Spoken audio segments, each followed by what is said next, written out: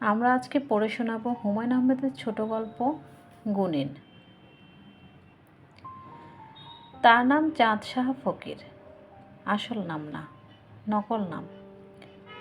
আসল নাম সেকান্দর আলী। যারা মন্ত্রতন্ত্র নিয়ে কাজ করে তাদেরকে অনেক রকম ভেগ ধরতে হয়, নামও বদলাতে হয়। তাদের চালচলন আচার আচরণ সাধারণ মানুষের মতো হলে চলে না। সাধারণ মানুষের ভয় ভক্তি শ্রদ্ধা অর্জনের জন্য তাদের সারাক্ষণই নানান চেষ্টা চালাতে হয়। চাঁদ শাহ ফকিরকে দেখে সাধারণ মানুষের ভয় ভক্তি শ্রদ্ধা কোনোটাই হয় না। রোগা বেটে একজন মানুষ।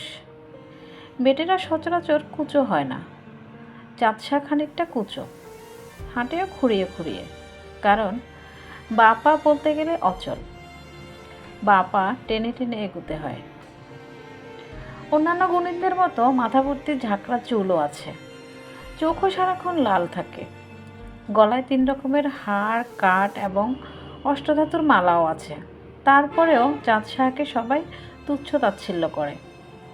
তাকে চাঁদ শাহ ফকির বলে ডাকে না, ডাকে চান্দু। চাঁদ শাহ তার স্ত্রীর কাছে এই নিয়ে খুব দুঃখ করে। দীর্ঘ নিঃশ্বাস চাপতে চাপতে বলে, দেখো বড় মানুষের বিচার।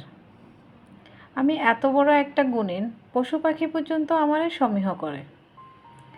যে গাছের নিচে বসি সে গাছের পাখালি থাকে না, উইরা চইলা যায়। অথচ নিজ গ্রামের মানুষ আমারে তুচ্ছ করে, সামনে দিয়ে যায় সালাম দেয় না। আমার যে নাম চাঁদ শাহ ফকির এই নামে ডাকে না, ডাকে চান্দু। মাঝে মাঝে ইচ্ছা করে মা আর এই মন্ত্র দিয়া এবারে একটা শিক্ষা দেই, জন্মের শিক্ষা। চাঁদ শাহের স্ত্রীর নাম ফুলবানু। সে দীর্ঘদিন রোগ ভোগ করে এখন বিছানায় পড়ে গেছে। নড়াচড়ার ক্ষমতা নেই, তবে জিহ্বা অত্যন্ত সচল। সে তীক্ষ্ণ কণ্ঠে বলে, কি মন্ত্রের কথা কইলেন? মারি মন্ত্র। মন্ত্র ছাড়া মাত্র গ্রামের ঈশান কোণ থাইকা শুরু হবে রোগ ব্যাধি, আস্তে আস্তে পুরা গ্রাম। বড় কঠিন মন্ত্র, একবার ঝাড়লে মন্ত্র কাটান দেয়া মুশকিল। তুমি যদি বলো একবার মন্ত্র ঝাড়ি, উচিত শিক্ষা হোক। গ্রামের সব মুরব্বীরা যখন পায়ের উপর উপড়ে হয়ে পড়বে তখন একটা বিবেচনা হবে। ফুলবানু বলল, এই জাতের কথা বলতে আপনার শরম লাগে না? মন্ত্রের আপনি কি জানেন? কাঁচকলাটা জানেন? বউ, কি বললা? বললাম মন্ত্রের আপনি কাঁচকলাটা জানেন? আপনি হইলেন ঠক, বিরাট ঠক। ঠক বললা? হ্যাঁ বললাম। এখন কি করবেন? বান মারবেন? বান তো মারতেই পারে, বান মারা কোনো বিষয় না, হাতের ময়লা। মারান দেখি একটা বান। চাঁদ শাহ হুক্কায় তামাক ভরতে ভরতে বলল, তুমি রোগী মানুষ বইলা ছাইরা দিলাম, না হইলে সরিষা মন্ত্র দিয়ে দিতাম, দেখতা বিষয় কি। হাতে তালের মধ্যে 5টা কাঁচা সরিষা নিয়ে মন্ত্র পড়তে হয়। তারপরে সেই সরিষা ছুঁইড়া দিতে হয় শৈলের মধ্যে। সরিষা তো না, সাক্ষাৎ হাবিয়া দোজকের আগুন। শৈলের যে জায়গাতে লাগবে সেই জায়গাতেই সাথে সাথে গোলালোর মতো ফসকা। সারা শৈল মনে হইব আগুন জ্বলছে। ইচ্ছা হবে শীতল পানিতে ঝাঁপ দিয়া পড়ি। ঝাঁপ দিয়া পড়লে আরও বিপদ। পানি তখন আগুনের মতন। শৈলে পানি লাগলো কি গেল। দেন না একটু সরিষা পড়া, আপনার ক্ষমতাটা দেখি। দেখি আপনি কত বড় গুণী। বিয়ার পর থেকে আমি শুনতাছি আমার এই ক্ষমতা সেই ক্ষমতা, মারি মন্ত্র সরিষা মন্ত্র ভর ভর কইয়া গেলেন। বলতেও শরম লাগে না? সি সি সি সি। রাগ উঠাইও না বউ, রাগ উঠাইলে নিজের ক্ষতি হইব। আহারে, রাগ উঠাইলে নিজের ক্ষতি হইব? কি আমার ওস্তাদ, দুনিয়ার বেবাক মন্ত্র জানে, তার হুকুমে চলে জিন পড়ি। সেই লোক 2 বেলা ভাত পায় না। আপনার পোষা জিন যেন কয়টা আছে? তামাক টানতে টানতে চাঁদ শাহ উদাস গলায় বলে, আমার পোষা না, আমার বাপজান পুষছিল। এখন আমার দখলে আছে। 3টার ভেতরে একটার মৃত্যু হয়েছে। এখন আমার আছে 2টা।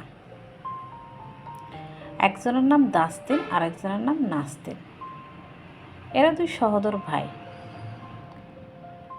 2 দিন আপনার হুকুমের চাকর, সেই 2 দিন দিয়ে 1 কলসি সোনার মোহর আনাইয়া দেন। যে কয়দিন বাঁচি আরাম কইরা বাঁচি, ভালো মন্দ কিছু খানা খাই। 2 হাতে 6 গাছি সোনার চুরির আমার বড় শখ। চাঁদ শাহ ফকির গম্ভীর মুখে বলে, সোনার মোহরের কলসি কোনো ব্যাপারই না বউ, জিনেরা আইজ বললে আইজে আয়না দিব, কিন্তু নিষেধ আছে। নিজের লাভের জন্য কিছু করার উপায় নেই, আমার হাত পা বান্ধা বউ। তাহলে শোনো, তোমার একটা গল্প বলি, আমার পিতার আমলের কথা। ওনার যেমন জিন সাধনা ছিল, তেমনি ছিল পরিসাধনা। একটা পরি ছিল ওনার খুব পেয়ারের, তার নাম একরার বেগম। বড় সৌন্দর্য ছিল সে, চাঁদের আলোর মতো গায়ের রং, আহারে কি বিউটি। কানের কাছে ভ্যান ভ্যান করেন না তো, জিন সাধনা পরিসাধনা, ওরে আমার সাধক রে, দূর হন দেখি, দূর হন। স্ত্রীর কথায় চাঁদ শাহের মতো বড় সাধককে খুব একটা বিচলিত হতে দেখা যায় না। সে হুক্কা হাতে বাড়ির সামনে উঠানে ছাতিম গাছের নিচে এসে বসে। দিনের বেশিরভাগ সময় এই গাছের নিচে সে বসে। কিছুদিন আগেও ছাতিম গাছে একটা সাইনবোর্ড ঝুলত, চাঁদ শাহ ফকির, জিন সাধনা পরিসাধনা, তাবিজ, জাদুটোনা, বশীকরণ, মরণ, উচাটন, কড়ি চালনা, বাটি চালনা, তেল পড়া, চুন পড়া, বিপলে মূল্য ফেরত। রোদে বৃষ্টিতে ঝড়ে তুফানে সাইনবোর্ড পচে গলে গিয়েছে। নতুন সাইনবোর্ড কিনতে 120 টাকা লাগে, এত টাকা চাঁদ শাহ ফকিরের নেই, সে হতদরিদ্র। কাজেই তাকে এখন মূর্তিমান সাইনবোর্ড হিসেবে বসে থাকতে হয়। বাড়ির সামনে দিয়ে কেউ গেলে গভীর আগ্রহের সঙ্গে জিজ্ঞেস করে, কে যায়? আজিজ মিয়া, খবর কি? বসো, 2-1 গপ্প করি। শরীর ভালো? মুখটা মলিন দেখতেছি কেন? আজিজ মিয়ার তেমন আগ্রহ দেখা যায় না। ভিন গ্রামের কেউ গুণিনের খোঁজে এলে চাঁদ শাহ ফকিরের ভাবভঙ্গি বদলে যায়। সে ভারী গলায় বাড়ির দিকে তাকিয়ে ডাক দেয়, মোবারক, তামুকে আগুন দাও দেখি। মোবারককে এমনিতেই তুই তুই করে বলা হলেও এই সময় তার সম্বোধন হয়ে যায় তুমি। মোবারক চাঁদ শাহ ফকিরের সঙ্গে থাকে। ফকিরকে সে মামা ডাকে। তার বয়স 11। অকাট গাধা। গাধারা যেমন কাজকর্মে ভালো হয়, মোবারকও কাজকর্মে ভালো। রান্নাবান্না, কলসি করে টিউবওয়েলের পানি আনা, হাট বাজার করা, কাপড় ধোয়া, রোগীর যত্ন সব সে একাই করে, হাসি মুখে করে। চাঁদ শাহ ফকির মোবারককে বেতন দেয় না, সেই সামর্থ্য তার নেই। দুবেলা খাওয়া দিতে পারে না, বেতন তো অনেক পরের ব্যাপার। মোবারকের তা নিয়ে মাথা ব্যথাও নেই, সে আনন্দেই আছে। কারণ চাঁদ শাহ ফকিরের আশেপাশে থাকাকেও সে ভাগ্য বলে মনে করে। চাঁদ শাহ ফকির তাকে পছন্দ করে। মন্টন খুব উদাস হলে মোবারককে ডেকে বলে, ও মোবারক, তোর কোনো চিন্তা নাই, মন দিয়ে কাজকর্ম কর। আমার মৃত্যুর আগে তোরা একটা ফকিরি বিদ্যা দিয়ে যাব। সব দিতে পারবো না, বড় কঠিন বিদ্যা, তবে একটা পাবি। একটা বিদ্যাই যথেষ্ট। সারা জীবন এই বিদ্যা বেচা খাবি, সুখে থাকবি। দেহি কোন বিদ্যা চাস? নখফড়া শিখবি? টেলিভিশনের পর্দায় যেমন ছবি দেখা যায়, তেমনি নখের উপর ফকফকা কালার ছবি দেখবি। তোর রাশিটা কি? তুলা রাশি ছাড়া আবার হয় না। রাশি কি তো ফকির মামা জানি না। আচ্ছা, দেখবো না, পরীক্ষা কইরা। তুলা রাশি বইলা মনে হয় না, তুই বিরাট গাধা। তুলা রাশির মধ্যে গাধা হয় না। যাই হোক, তুই চিন্তা করিস না, জবান যখন দিছি তোরে একটা বিদ্যা দিয়াই যাব। কোন বিদ্যা চাস বল, মুখ ফুটটা। শরমের কিছু নাই, শরম নারীর ভূষণ, পুরুষের কলঙ্ক। আইনদার মন্ত্র শিখাইন দিয়েন। আবে বেটা, তুই কস কি? এই মন্ত্র যারে তারে দেওয়ান যায় না, বড় কঠিন মন্ত্র।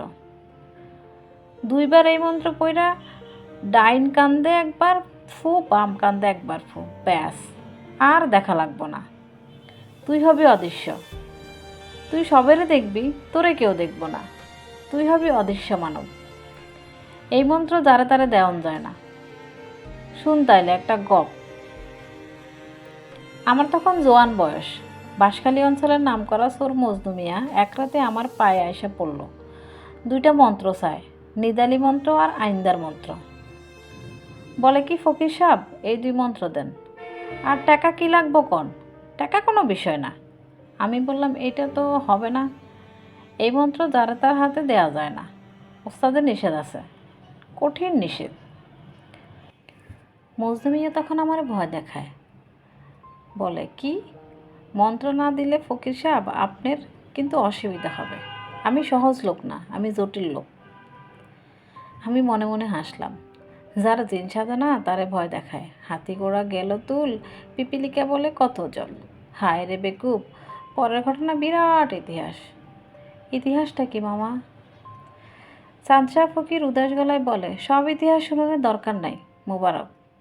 কাজ কর, কাজ কর, মন দিয়া কাজ করলে তোর গতি করে দিয়ে যাব। চাঁদশাহ ফকির জবান ঠিক রাখে। ইতিহাসটা জানানোর ইচ্ছা হইতেছে মাম্মা। দিক করিস না মোবারক, কাজ করতে বলছি কাজ কর। গুণিন যারা তারা কথা বলতে হয় কম, কথা বেশি বললে মন্ত্রের জোর কমে। আইজ একদিনে মেলা কথা বইলা ফেলছি, আর না। কথা বললে যদি মন্ত্রের জোর কমে তাহলে চাঁদশাহ ফকিরের মন্ত্রে কোনো জোর থাকার কথা না। কথা বলার কোনো সুযোগই সে নষ্ট করে না। অন্য গ্রামের অচেনা কেউ এলে তো কথাই নেই। এরকম ঘটনা আজকাল ঘটে না। পীর ফকির গুণিনের আগের রমরমা নেই।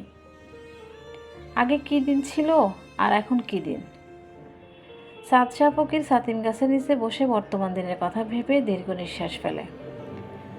আগের দিনে কথায় কথায় গুণিন ডাকত। গুণিন ছাড়া সমাজ ছিল অচল। পাগলা কুকুরের কামড় হলুদ পোড়া, সাপের কাটা কালো দাগা, জিনের দৃষ্টি লোহা পড়া, সোলেমানি তাবিজ ভূতের বাতাস সরিষা পড়া, পরী নজর বাড়ি বন্ধ, চোরের উপদ্রব কণ্টক মন্ত্র, নয়া আবু তারে ঘুমায় না, চিল্লাপাল্লা করে আবু নিদালি। সেই আমলে একটা গুণিনের দিন ভালোই চলে যেত। খাওয়া দাওয়া করার রমরমা না থাকলেও অনাহারে থাকতে হতো না। নতুন ধান উঠলে গুণিনের বাড়িতে এক দামা ধান পাঠিয়ে দেয়া রেওয়াজের মধ্যে ছিল। লাউ গাছে 10টা লাউ ফললে একটা লাউ পাঠিয়ে দেয় গুণিনের কাছে। এইসব সভ্যতা ভব্যতার আজকাল কিছুই নেই। মন্ত্রতন্ত্রের উপর থেকে মানুষের বিশ্বাস উঠে গেছে। পাগলা কুকুরের কামড় দিলে হলুদ পড়ার জন্য তার কাছে আসে না। রোগী নিয়ে সোজা চলে যায় সদরে, নাভির মধ্যে 7 ইঞ্জেকশন, এতে নাকি রোগ হারাম হয়। কি বেসম্ভব কথা। চাঁদশাহ ফকিরের দিনকাল বড়ই খারাপ যায়। স্ত্রীর কটু কথা মুখ বুজে শুনতে হয়। অভাব অনটনে রোগে বেদিতে ফুলবানুর মাথা থাকে চড়া। কড়া কথা যখন বলে কঠিন করেই বলে। আগে হঠাৎ হঠাৎ বলতো, ইদানিং প্রায় রোজই বলে। অবস্থা এমন দাঁড়িয়েছে যে ছাতিম গাছের নিচে থেকে ঘরে ঢুকতে আজকাল চাঁদশাহ ফকিরের আতঙ্কগ্রস্ত হয়। মনে হয় না জানি কপালে কি আছে। চাঁদশাহ ফকির রাতে শোয়ামাত্র ঘুমিয়ে পড়তে পারে না, বয়সের কারণে। তার ঘুম কমে গেছে। বিছানায় চুপচাপ শুয়ে থাকতেও তার ভালো লাগে না। গল্প করতে ইচ্ছে করে, ফকিরি গল্প। গল্প শুরু করলে ফুলবানু এমন হইচই শুরু করে যে চাঁদশাহ ফকির আফসোসের সীমা থাকে না। কেন সে গল্প শুরু করলো? চুপচাপ বিছানায় শুয়ে থাকলে এই যন্ত্রণা হতো না। একে বলে খাল কেটে কুমির আনা। আজ রাতে এরকম খাল কাটার ব্যাপার ঘটেছে। চাঁদশাহ ফকির মনের আনন্দে খাল কেটেছে। সে তার এক ফকিরি গল্প শুরু করেছে। গল্প বলতে বড় ভালো লাগছে। সে বুঝতেই পারছে না কিছুক্ষণের মধ্যে তার কাটা খালে কুমির আসবে, আলিশান কুমির। বুঝলা বউ, তখন আমরা যৌবনকাল। তোমার সঙ্গে তখন বিবাহ হয় নাই। টুকটাক ফকিরি করি। ফকিরের তো আর 24 ঘন্টার কাজ না। যখন ডাক পড়ে ফট, বাকি সময় গান বাজনা করি। যৌবনকালে ঢোল ভালো বাজাইতাম, মন্দিরাও শিখছিলাম। তবে ঢোল হইল মন্দির আছে কঠিন বিদ্যা। শুনতেছ বউ? শুনতেছি, বলেন। তখন মুরাদপুর গ্রাম থেকে একটা ডাক পাইলাম। মুরাদপুর গ্রামের বিশিষ্ট জোরদার ইয়াজউদ্দিন হাওলাদার মহিষের গাড়ি পাঠিয়ে দিয়েছেন আমাকে নেবার জন্য, কারণ তার পুত্রবধূর প্রসব বেদনা। বউ, শুনতেছ? বড়ই চমকপ্রদ কাহিনী। আপনার চমকপ্রদ কাহিনী শুনতেছি। হাওলাদার সাহেবের পুত্রবধূ হইল মিতবৎসা। মিতবৎসা বুঝলা? সন্তান হয় আর বাঁচে না। আমার ডাক পড়ছে বিষয় কি দেখার জন্য। গিয়া দেখি মেলা ডাক্তার কবিরাজ আছে, আমিও তাদের মধ্যে সামিল হইলাম। হাওলাদার সাহেব বিরাট সম্মান করলেন, হাত ধইরা অন্দরে নিয়ে গেলেন, হাঁক ডাক শুরু করলেন। ফকির সাহেবেরে পা ধোয়াও, পানি দে, শরবত দে। এক সময় আমার কদর ছিল বউ, জামাই আদর ছিল। গরিন তো আর পথে ঘাটে জন্মায় না, 10 গ্রামে 20 গ্রামে একটা। যাই হোক, গল্পটা শোনো। আমি উঠানে বৈশা 2 ছাড়া দিয়া পাইলাম হাওলাদার সাহেবের পুত্রবধূ জিনের সাথে একবার বেয়াদবি করছিল। কি বেয়াদবি? জিন পুষ্করিতে গোসল কইরা পাক পবিত্র হয়ে আসতেছিল, তখন হাওলাদার সাহেবের পুত্রবধূ নাক ঝাড়া দিয়ে তার গায়ে নাকের সর্দি ফেলছে। তারপর থেকে জিন লাগছে তার পিছনে। অল্প বয়সী স্যাংরা জিন, নাম হইল কলিন্দর শাহবাজ। এরার মেজাজ খুবই চড়া থাকে। এই হইল ইতিহাস। আপনি কি করলেন? জিনের শৈলী থেকে সর্দি মুছে দিলেন? তা না, জিন দাঁড়াইলাম, দেশ ছাড়া করলাম, একেবারে দেশান্তরী। অবশ্যই মন্ত্রের তো আমার কাছে অভাব নাই বউ। একটাই কাজ না করলে আরেকটা দিই। কোনো কিছুই যখন কাজ করে না, তখন আছে কুফুরি কালাম, বড় কঠিন জিনিস। ওষুধের মধ্যে যেমন পেনসিলিন ইঞ্জেকশনের, মন্ত্রের মধ্যে তেমন কুফুরি কালাম। পাক কোরআনের কালাম উল্টা কইরা পড়তে হয়, বিরাট গুনার কাজ। কিন্তু উপায় কি? গুণ হইয়া জন্মাইছি, গুণা তো করতেই হইব। রোজ হাসরে এর শক্ত বিচার হবে। আমরা যারা গুণিন, আমরার সামনে তোমরা স্যালসালাইয়া বেহেস্তে যাইবা, আর আমরা দোতকের আগুনে পুইরা মরব। এটাই বিধান। চাঁদ শাহ ফকির তৃপ্তি নিঃশ্বাস ফেলে গল্প শেষ করে। বারুদের মতো জ্বলে ওঠে ফুলবানু। এসব মিথ্যা কথা বইলা আপনি মানুষ ঠকান? আপনার লজ্জা নাই? ফুলবানু রোগের কথা ভুলে বিছানায় উঠে বসে। চাঁদ শাহ ফকির শঙ্কিত বোধ করে। কাটা খালে বেয়ে কুমির চলে এসেছে, তাও ছোটোখাটো কুমির না, বিরাট আকার কুমির। দুনিয়ার বেবাগ মন্ত্রগুলা খাইছেন, বলতে শরম লাগে না? চাঁদ শাহ ফকির ক্ষীণ গলায় বলল, শরমের কি আছে? শরম নারীর ভূষণ, পুরুষের কলঙ্ক। শরমের কিছু নাই? তাহলে মন্ত্রের একটা খেলা দেখান দেখি। নিদালি মন্ত্র পইরা একটা ফু দিয়ে আমারে ঘুম পাড়াইয়া দেন। না দিলে আজ অসুবিধা আছে। রাত দুপুরে কি চিল্লাফাল্লা শুরু করলা? হয় মন্ত্রের খেলা আজ আপনি দেখাইবেন, নয় গলায় গামছা দিয়ে কইবেন মন্ত্রপন্ত্র কিছু জানি না, যা বলি সবই মিথ্যা। এটা যদি স্বীকার পাই তাইলে তো মিথ্যা কথা হইব। মিথ্যা বলি কেমনে বউ? ও রে বাবা রে, আমার সত্যবাদী রে। বুঝলা বউ, মন্ত্রতন্ত্রের এই বিদ্যা যারা চর্চা করে, মিথ্যা বলা তাদের জন্য সম্পূর্ণ নিষেধ। ফুলবানু হাসতে শুরু করে। অপ্রকৃতস্থ মানুষের হাসি। হাসতে হাসতে তার হিক্কা উঠে যায়। চাঁদ শাহ ফকির বড় অসহায় বোধ করে। মনে মনে বলে, কি যে যন্ত্রণায় পড়লাম, গল্প শুরু না করলেই হতো। এক শ্রাবণ মাসের মধ্যরাতে ফুলবানুর বুকে তীব্র ব্যথা হলো। বিছানায় শুয়ে সে ছটপট করতে লাগলো। সমস্ত শরীর তার নীলবর্ণ হয়ে গেল। চাঁদ শাহ ফকির স্ত্রীর অবস্থা থেকে অবাক হলো। মুখে স্বীকার না করলেও স্ত্রীকে সে অত্যন্ত পছন্দ করে। তার চিৎকার, তার রাগারাগি সবই পছন্দ করে। চাঁদ শাহ ফকিরের ইচ্ছা করতে লাগলো চিৎকার করে কাঁদে। গুণীন্দ্রের জন্য চোখের পানি ফেলা পুরোপুরি নিষেধ বলে চোখের পানি ফেলতে পারছে না। ফুলবানু স্বামীকে ডেকে কাঁদো কাঁদো গলায় বলল, আমার মৃত্যুর সময় হয়েছে, আপনার একটা অনুরোধ। চাঁদ শাহ বলল, বলো বউ, কি অনুরোধ? তুমি যা বলবো আমি তাই করব। জিন সালাম দিয়ে ওষুধ এনে দিতেছি, একটু সবুর করো। জিনের রাজধানী হইল কোহকাপ, নগর, সেই রাজধানী থেকে ওষুধ চলে আসবে।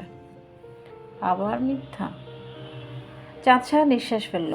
আগের মতো জোর গলায় বলতে পারল না, সে যা বলছে তা মিথ্যা না। ফুলবানু হাঁপাতে হাঁপাতে বলল, মন্ত্রতন্ত্র নিয়ে আর মিথ্যা ভণ্ডামি করেন না, আপনারে আল্লাহর দোহাই লাগে। চাঁদ সাহা ধরা গলায় বলল, আচ্ছা যাও, করব না। মোবারককে ডাক দিয়ে বলেন, সব মিথ্যা। বোকাশোকা মানুষ, একটা আশার মধ্যে আছে আপনি তারে অদৃশ্য মন্ত্র দিবেন। আচ্ছা, তারে বলতেছি, এখনই বলেন। এত অস্থির হইও না বউ, শান্ত হও। শান্ত পরে হব, আগে আপনি তারে বলেন। আমার সামনে আইনা বলেন, নিজের কানে শুনি। চাঁদ সাহা মোবারককে ডেকে আনলেন, ধরা গলায় বললেন, মোবারক শোন, মন্ত্র আসলে কিছু না, এতদিন তোরে যা বলছি সবই মিথ্যা বুঝাইস, বুঝছস? জি না। ফুলবানু হাঁপাতে হাঁপাতে বলল, মন্ত্র হলো ধাপ্পাবাজি, বুঝছস? মন্ত্র বললে কিছু নাই, মন্ত্র থাকলে আজ আমরা এই অবস্থা। খাওয়ার নাই, ফিন্দনের কাপড় নাই, রোগের চিকিৎসায় নাই। মন্ত্র হলো মিথ্যা। মন্ত্র মিথ্যা মামি? রে বেটা মিথ্যা।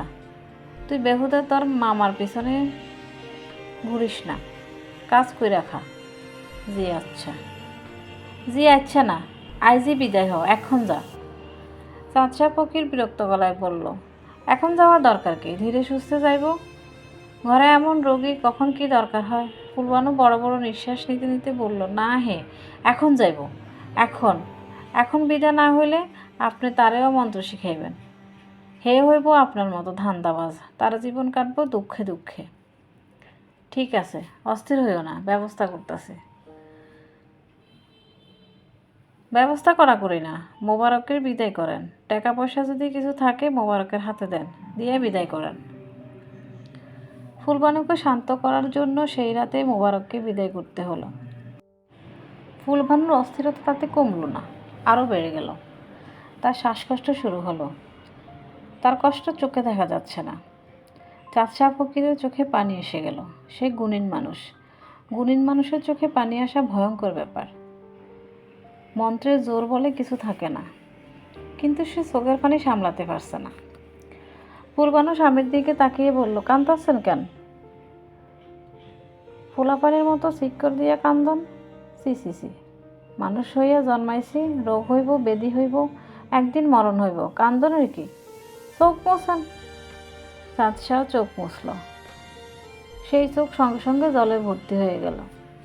ফুলবানু অতি কষ্টে শ্বাস টানতে টানতে বলল, আপনি আমার সামনে থেকে যান, আমার সামনে বসে আপনার কষ্ট হইতেছে। কই যাব? সাতিম গাছের তলে গিয়ে বসেন। কি যে তোমার কথা। আমার কথা ঠিক আছে, আপনি যান কইলাম, এখনই যান। শরীরটা একটু ভালো বোধ হইলে ডাক দিব। বউ, আবার কথা? চাঁদ সাহা ফকির হুকা হাতে ছাতিম গাছের নিচে বসল।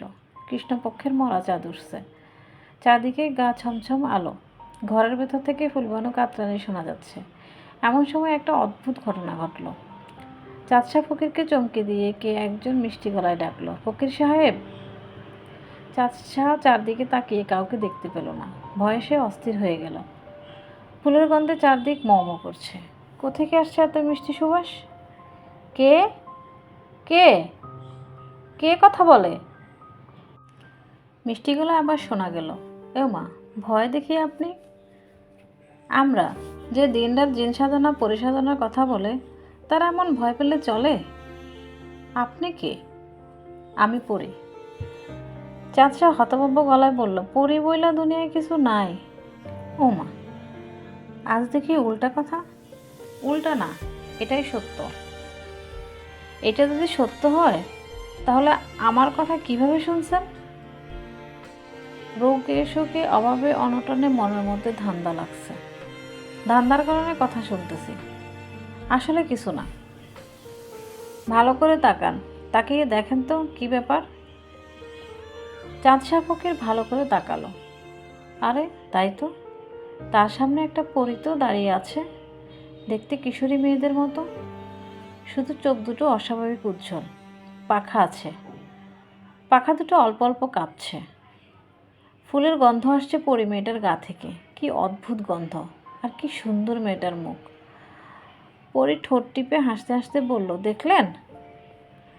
চাঁদ শাহ কিছু বলল না। বলবে কি, সে পুরোপুরি হকচকিয়ে গেছে। পরি আবার কি কি মুখে দেখি বাক্য নেই। বিনা আগুনে হুক্কা টানছেন। হুক্কায় আগুন দেওয়ার কেউ নেই। মোবারক চলে গেছে। জি, ঘরে এমন রুগী, জীবন মরণ ব্যাপার, আর মোবারক চলে গেল। চাঁদ শাহ কী বলবে ভেবে পেল না। শরীর বন্ধন মন্ত্রটা কি পড়বে, পড়ে ফেলা দরকার। এই পরি মেয়েটার কাণ্ড কারখানা ভালো ঠেকছে না। যদিও মন্ত্রতন্ত্র বলে কিছু নেই বা বলা যায় কিভাবে। চোখের সামনে দেখতে পাচ্ছে পাখাওয়ালা পরি। কি আজীব কাণ্ড। চাঁদ শাহ ফকির জবাব দিল না। শরীর বন্ধন মন্ত্র মনে করার চেষ্টা করতে লাগলো। দোহাই দোহাই তিন পীর, কিরপিন সবেনীর, লক্ষ্মী ও মনসা, মা কালী ভরসা, দিলাম দেহ বন্দন, রক্তবর্ণ চন্দন। ফুলের নাম জবা, পশ্চিমের ওই কাবা, কাবার ঘরে 6 কোটেরই। পরি খিলখিল করে হেসে উঠল। চাঁদ শাহ ফকিরের মন্ত্রে গণ্ডগোল হয়ে গেল। দেহবন্ধন মন্ত্র দীর্ঘ মন্ত্র, একবার আওলা লেগে গেলে গোড়া থেকে পড়তে হয়। চাঁদ শাহ ফকির বিড়বিড় করে, কি পড়ছেন? মন্ত্র? জি। কি মন্ত্র? দেহবন্ধন? হো। মন্ত্রতন্ত্র বলে কিছু আছে? জি না। তাহলে পড়ছেন কেন? আপনি কে? একবার তো বললাম, আবার বলতে হবে? আমি পড়ি। ও আচ্ছা। আমি আপনার বাড়ির উপর দিয়ে উড়ে যাচ্ছিলাম, আপনার চোখের পানি দেখে নেমে এলাম। কাঁদছিলেন কেন? চাঁদ শাহ চুপ করে রইল। বলবে বা কি? বলার মতো কোনো কথা কি তার আছে? শুনুন চাঁদ শাহ, আমার হাতে একেবারে সময় নেই। আমি এখনই চলে যাব। তবে নেমেছি যখন, তখন আপনার একটা ইচ্ছা পূরণ করব। বলুন কী চান? যা চান তাই পাবেন, তবে একটা মাত্র জিনিস। বলে ফেলুন। 1 কলসি সোনার মোহর দিলে হবে? 1 কলসির জায়গায় 7 কলসিও দিতে পারি, তবে দ্বন্দ্বলত বেশি হলে সমস্যা হয়। দেব 1 কলসি মোহর? জি না। দ্বন্দ্বলত চান না? তাহলে কী চান? সম্মান? লোকজন আপনাকে দেখে সালাম করবে? যত বড় মানুষই হোক, আপনাকে দেখে উঠে দাঁড়াবে? জি না। বাকি রইল কি? ক্ষমতা? ক্ষমতাও খুব ভালো জিনিস। দ্বন্দ্বলত সম্মানের চেয়ে ক্ষমতা অনেক মধুর। ক্ষমতা চান? জি না। আপনি ফুলবানুরে ভালো কইরা দেন। উদ্ভুত কথা বলেন কিভাবে? ফুলবানুরে আমি ভালো করব কিভাবে? আমি কি ডাক্তার? মেডিকেল কলেজে ডিগ্রি আছে আমার। আপনাকে বুদ্ধিমান লোক বলে ভেবেছিলাম, এখন তো দেখছি আপনি বোকা, মহা বোকা। ফুলবানু যে দজ্জাল, ভালো হয়ে গেলে আপনাকে তো কচলে ফেলবে। কচলাইলেও ক্ষতি নাই। কচলালেও ক্ষতি নাই? তাহলে তো ভালো করে দিতেই হয়। আচ্ছা ঠিক আছে, দিচ্ছি ভালো করে। যান, ঘরে যান। ঘরে গিয়ে দেখুন। আর আমি বিদায় হচ্ছি। পাখির ডানা ঝাপটানোর মতো শব্দ হলো। হতভম্ব চাঁদ শাহ ফকিরের চোখের সামনে পরি আকাশে উড়ে গেল। পরি চলে গেলেও তার গায়ের গন্ধ এখনও রয়ে গেছে। ঘরের ভেতর থেকে ফুলবানু ডাকলো, এই যে ফকির সাহেব, শুই না যান। চাঁদ শাহ ঘরে ঢুকে দেখলো ফুলবানু খাটে বসে আছে, তার মুখটা হাসি হাসি। চাঁদ শাহকে দেখে সে খানিকটা লজ্জামাখা গলায় বলল, বুকের ব্যথাটা হঠাৎ কইরাই চলে গেছে। বলো কি? শরীরটাও ভালো ঠেকতেছে। ও, দেখেন না নিজে নিজে উঠে বসছি। পিয়াস লাগছে, 1 গ্লাস পানি দেন তো। চাঁদ শাহ অতি দ্রুত পানি নিয়ে এলো। ফুলবানু তৃপ্তির সঙ্গে গ্লাস শেষ করে বলল, হঠাৎ শরীরটা এমন ভালো ঠেকতেছে কেন, কিছুই বুঝলাম না। চাঁদ শাহ বলল, ঘটনা তোমারে বলি, বড়ই চমকপ্রদ ইতিহাস। হয়েছে কি? ছাতিম গাছের নিচে বসেছিলাম, হঠাৎ দেখি চোখের সামনে এক পরী, বড় সৌন্দর্য চেহারা, বড় বিউটি। চোখের সামনে কি দেখলাম? পরী? পরী। আবার শুরু করছেন? আবার? চাঁদ শাহ চুপ করে গেল। এমন সুন্দর একটা গন্ধ, এমন এক চমকপ্রদ ইতিহাস, কিন্তু সে তার স্ত্রীকে বলতে পারবে না, কোনো দিনই বলতে পারবে না। এর সে দুঃখ ব্যাপার আর কী বা হইতে পারে। ফুলবানু খাট থেকে নেমেছে। সে হেঁটে হেঁটে দরজা পর্যন্ত গেল। তার বিস্ময়ের সীমা নেই। দীর্ঘ 5 বছর পর সে নিজে হেঁটে দরজা পর্যন্ত গিয়েছে। ফুলবানু দরজা ধরে দাঁড়িয়ে আছে। কৃষ্ণপক্ষের মরা জ্যোৎস্না তার কাছে অপূর্ব লাগছে। ফুলবানুর মুগ্ধ গলায় বলল, জংলা কি ফুল জানি ফুটছে? কি গন্ধ! ফুলের গন্ধে রহস্যের চমকপ্রদ ইতিহাস চাঁদ শাহ ফকির জানে, কিন্তু তার বলার উপায় নেই। সেও এসে স্ত্রীর পাশে দাঁড়ালো। গল্প পড়ায় ভুল ত্রুটি থাকতে পারে, ক্ষমা সুন্দর দৃষ্টিতে দেখবেন। আল্লাহ হাফেজ।